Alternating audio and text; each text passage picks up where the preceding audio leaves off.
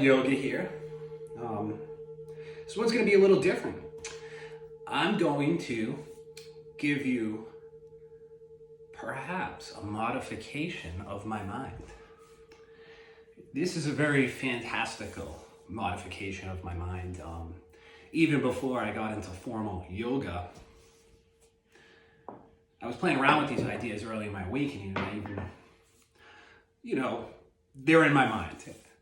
They're complicated and they're complex. It's kind of a quantum theory of it all.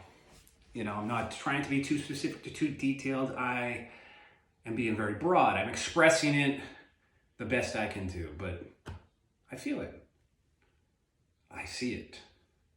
It's in the cosmos. So what we have here is a dynamical system. I don't know much about dynamical systems. There are linear dynamical systems, and I believe we are a linear dynamic system. I think trying to be real simple about it, in quantum theory, there's a 0 point and a 1 point. I know there's specific terms for that, but we don't need those. Details, irrelevant. So we have a 0 point and we have a 1 point.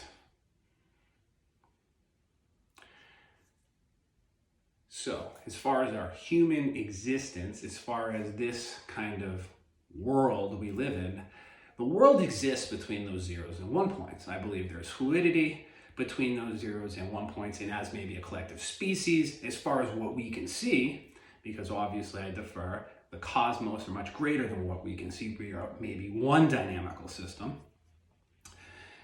It's kind of like an ebb and a flow between those 0 and 1 points. At any point in one individual existence, we are on that path, and as a collective, we are on that path. So it's a very fantastical process with many, many moving parts. Now, what is going on in reality? What is that one, right? And I have side theories that get into the perception of humanity. Humanity purports infinite growth, right? If we were to express that in numbers, right, that's when we have 2, 3, 4, 5, 6. It's kind of created, it's fictional. Those numbers don't really exist. Only the 0 point and only the 1 point. Everything else is expression, and that's kind of, in this quantum theory, right? That's kind of it. The quantum nature of things is like the 0 and 1s and all messes of combinations. But it's easier in our, experience. We've expressed it with, a sequence of numbers that don't really exist. And I think that's spilled out into the world, into this infinite growth theorem that we express in many different ways, like our age, say the stock market, all those things, even like computer code, right? Even though the computer code is all zeros and ones, computer programming languages have evolved, but it's really all just zeros and ones. So yeah, right? Complicated, very, very complicated. So what is the 0 point and what is the 1 point? The 0 point is Mother Earth, from which we came. The 1 point is what might be called the singularity. When you look into these big technological companies, that's where they want us to head to. So in some ways, our natural state as the individual human being, or except for me, is our natural state, we return to Mother Earth. When you look at much of religious traditions, the Native American traditions, etc., spiritual traditions, that's where humanity returns to, and that, I might say, is the natural state of things, right? That's how we've evolved to be. Yet, we now are at a point where our technology, where that process of infinite growth is rapidly exceeding towards that quote-unquote singularity. The problem for us as individual beings is we probably will never get to that singularity, even though large segments of our population the powers that be want that, and they want that either because they actually know what the singularity is, right? Or they're helping along that way because they believe in infinite growth. And that's where it gets tricky, right? I think a lot of people just think the 2s, the 3s, the 4s, and that growth can go on forever. Obviously it can't, but they will aid and intermingle with those who want the singularity. Because once singularity hits, humanity doesn't exist, right? But what's at play is the cosmos, right? There's so much more going on in the world or in the universe that I believe there's another pull while humanity and artificial intelligence and technology is pushing us towards that singularity, right? That one. Our natural state wants to return to Mother Earth. So it's that pull. And we as a collective, we as a species, sentient beings, don't know what to make of it. And I believe in the yogic traditions, we return to our natural state. We rid ourselves of that singularity, whether it's the synthetic chemicals, whether it's processed foods, right? And this is a delicate dance. But we need to return to Mother Earth. And I believe that is the process of enlightenment, is returning to our natural state. And we don't know, right? I'm not saying I'm necessarily right or my vision will come true. There's other visions at play here.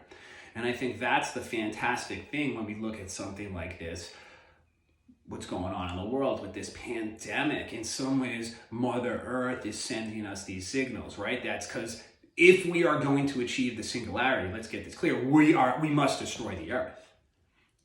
We got to get rid of it. And that's why when you look at the Bezos, the Musk, all these, probably there's people beyond them, they want to leave the Earth because they know probably singularity will not be achieved on this Earth, but we will destroy the Earth to try to achieve it, so they possibly could take us off into another place. And I guess, I'm not trying to point them out as individuals. I don't really know them, but when you look at the wealthiest of the wealthy, that's where they want to take us, away from the Earth.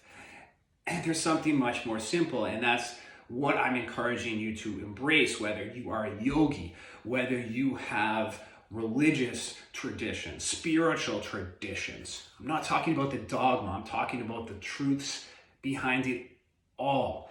This is a prophecy. This has been predicted. We must return to our natural state and embrace Mother Earth and nurture that part of ourselves. There's only the 0 point and there is only the 1 point. There's nothing more. So are you going to continue the process of infinite growth and continue to pillage this beautiful, beautiful planet? Now you mightn't like that, right? I've heard people who enjoy that. They want to be in the simulation. They want to embrace the technology and mesh with it. And you know what?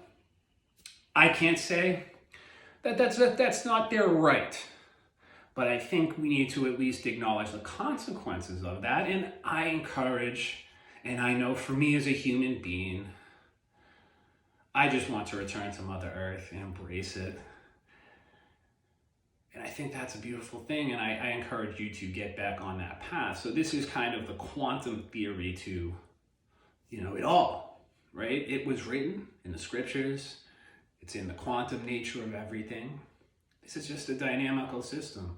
But we don't want to be, I think, right? The linear dynamic systems is on its course, and I think and again, I haven't brushed up on my quantum physics in a bit, but I know there's another dynamical system doesn't have to always be linear. So in many ways, I think a lot of humanity right now is stuck in that dynamic system, sending us into the singularity with no real understanding of it. So I guess that's my thoughts. I thank you for sharing that. This is kind of like my broad theory of it all. This is what I saw in my awakening. I saw the number patterns. I saw my own experience. I felt that human pain inside of me.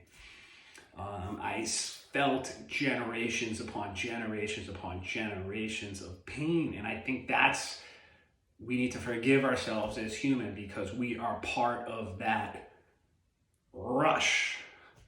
And we need to be careful, because the very powerful technologies, there's very, very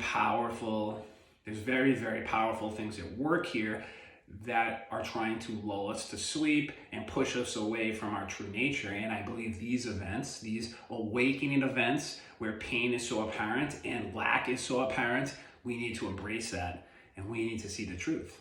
So I hope that helps someone. Through the Mud Yoga.